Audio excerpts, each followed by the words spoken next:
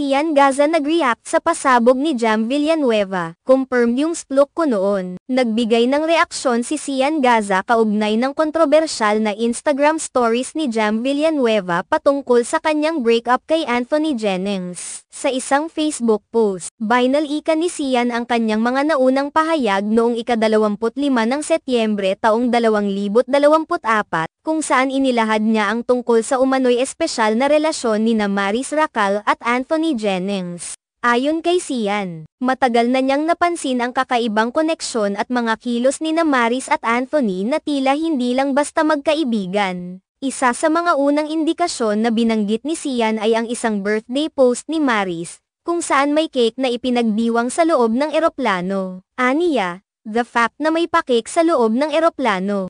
Napakahaba ng flight para hindi na mahintay ang paglanding nito, na nagpapahiwatig ng isang espesyal na setup na hindi karaniwan para sa isang simpleng magkaibigan lamang. Sa kanyang pananaw, malamang na may hindi pangkaraniwang ugnayan sa pagitan nila na hindi lamang nakabatay sa pagiging magkaibigan.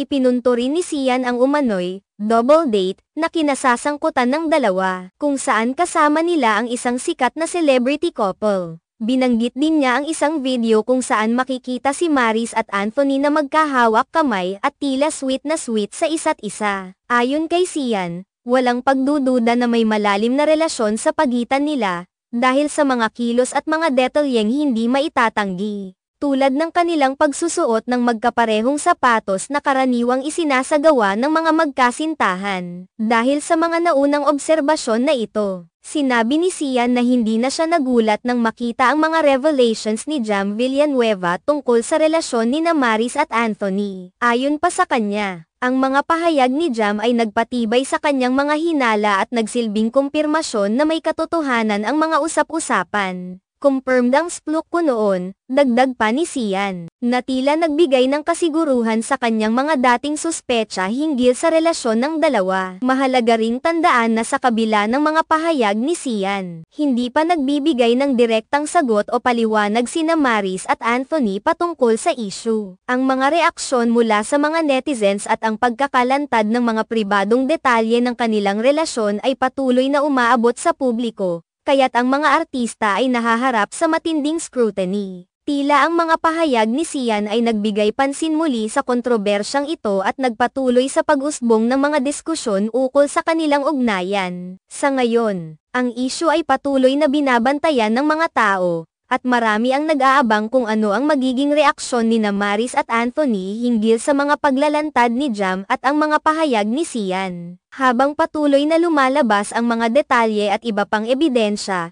mas lalong lumalawak ang diskusyon ukol sa kanilang relasyon at ang epekto nito sa kanilang mga karera sa industriya ng showbiz.